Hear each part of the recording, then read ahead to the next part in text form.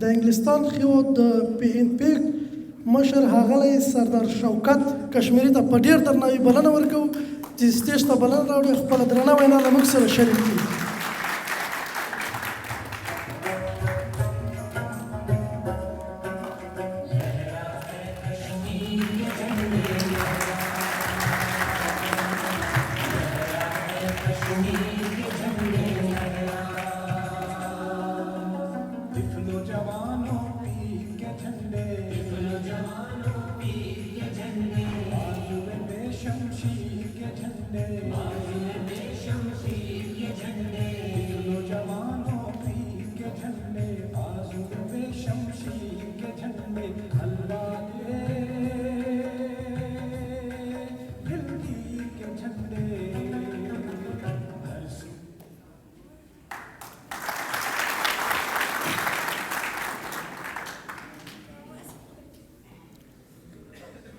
زیت شام پشتون حمایتین ذی وقار different political parties کے ڈیلیگیٹس اور قوموں کے نمائندے،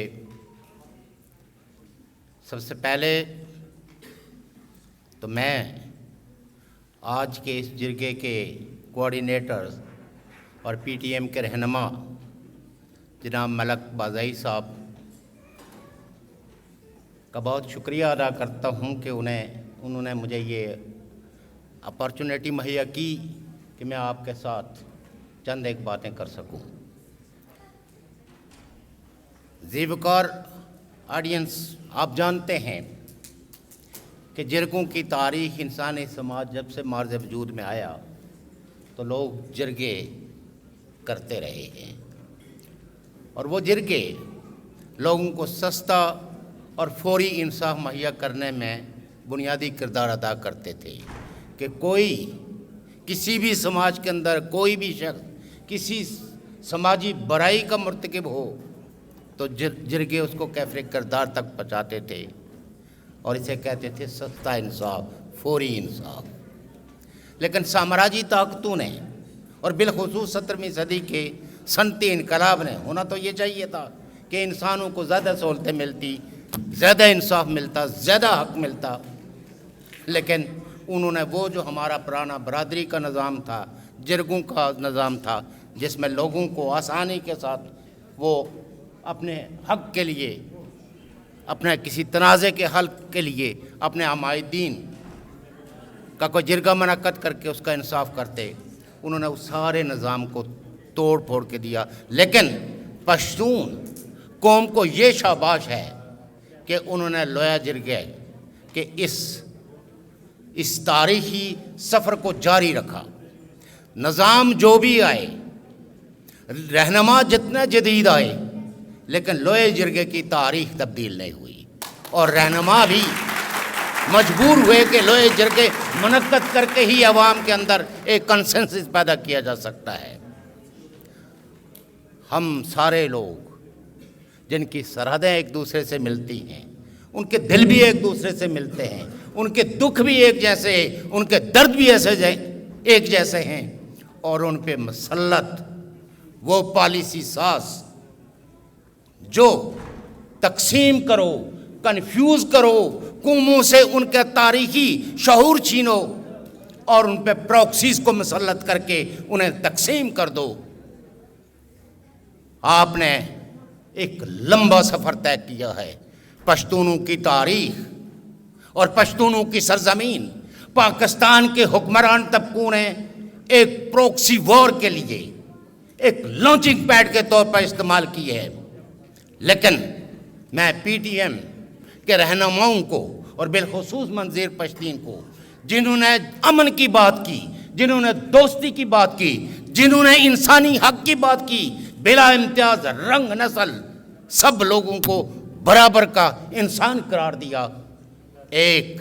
ایسی جدوجہد کا ایک ایسا پلیٹ فارم مہیا کیا جس پلیٹ فارم سے ہو کے امن کی باتیں ہوتی ہیں، دوستی کی باتیں ہوتی ہیں، اخوت کی باتیں ہوتی ہیں، اور وہ جو تاریخ کے اندر غلطیاں ہوئی ہیں ایک سٹیٹسمنٹ کی طرح اس نے ان کو بھی انڈورس کر کے اپالوجیز ٹینڈر کی ہے. دیکھنا یہ ہے کہ ہم جرگوں کا جو تصور ہے وہ یہ ہے کہ ہم کس طرح اپنے اختلافات کو کم کر کے اس کنسنسس کو پیدا کریں جس کی وجہ سے ہمارے زندہ دکھ ختم ہوں اور ہمارے عوام کی آزادیاں، ہمارے لوگوں کی تاریخ، ہمارے لوگوں کا تاریخی تشخص جو بحال ہو. کیونکہ آج سب سے زیادہ جو چیز خطرے میں ہے وہ چاہے بلوچ ہو، وہ چاہے پشتون ہو، وہ چاہے کشمیر ہو، کبھی ہمیں مذہب کے نام پر اور کبھی کسی نام پر جو چیز ہم سے چھیننے کی کوشش کی جا رہی ہے وہ ہماری شناخت ہے. اور کہیں یہ ایک لوگ ہمارے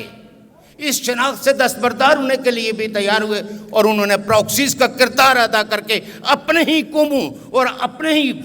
وطن کے لوگوں کو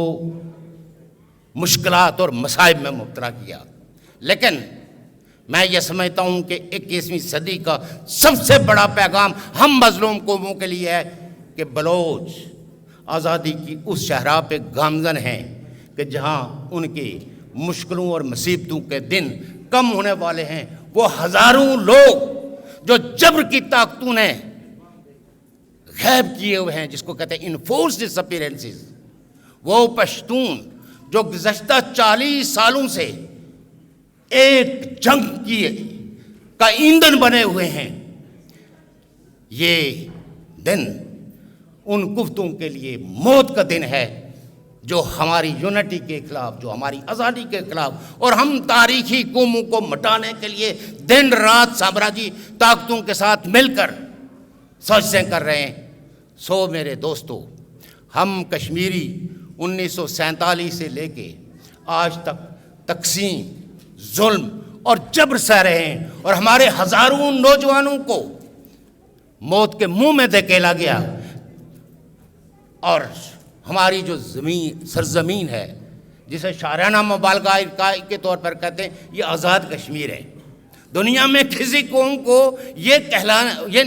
جن کو آزادی ہو انہیں یہ کہنا نہیں پڑتا کہ ہم آزاد ہیں، لیکن پاکستان نے ہمیں پوری دنیا کے اندر ایک مذاق بنایا ہوا ہے کہ آزاد کشمیر. اور یہ آزاد کشمیر گزشتہ 76 سالوں سے لانچنگ پیڈ ہے for the terrorist, for the extremist, اور یہ ایک ہب ہے. آج بھی جو ٹیررسٹ انفراسٹرکچر ہے وہ انٹیکٹ ہے، اور آئے روز پاکستان کی آرمی اور ان کے سٹوجز کلاشن کوفیں اور بندوقیں لے کے سڑکوں میں گھومتے ہیں اور پھر اعلان کرتے ہیں کہ یہاں ہم سیکولرزم نہیں چلنے دیں گے، یہاں ہم قومی حقوق کی بات کرنے والوں کی زبانیں اور گردنیں کاٹ دیں گے. لیکن یہ گیدڑ بھبکیاں اب نہیں چلنے والی، کیونکہ لوگوں نے شعور پکڑ لیا اور لوگوں نے بقا کا نظریہ سیکھ لیا کہ بقا اسی میں ہے کہ ہم اپنے قومی تشخص کے ساتھ زندہ رہنے کی امنگ اپنے اندر پیدا کریں. اور قومیں آہستہ آہستہ ایک دوسرے کے قریب آ رہی ہیں. پشتون اور کشمیری، بلوچ اور پشتون اور سندھی، ہم وہ ساری اوپریس نیشنز جو پاکستان کے زیر انتظام بنیادی سیاسی، سماجی اور معاشی حقوق سے محروم ہیں، وہ یونائٹ ہو رہے ہیں. اور اس یونٹی کی ہمیں ضرورت ہے، تبھی جا کے ہم اپنے لوگوں کے لیے بھی اور ہماری سرزمین پہ بھی آزادی کا سورج طلوع ہوگا. شکریہ بہت.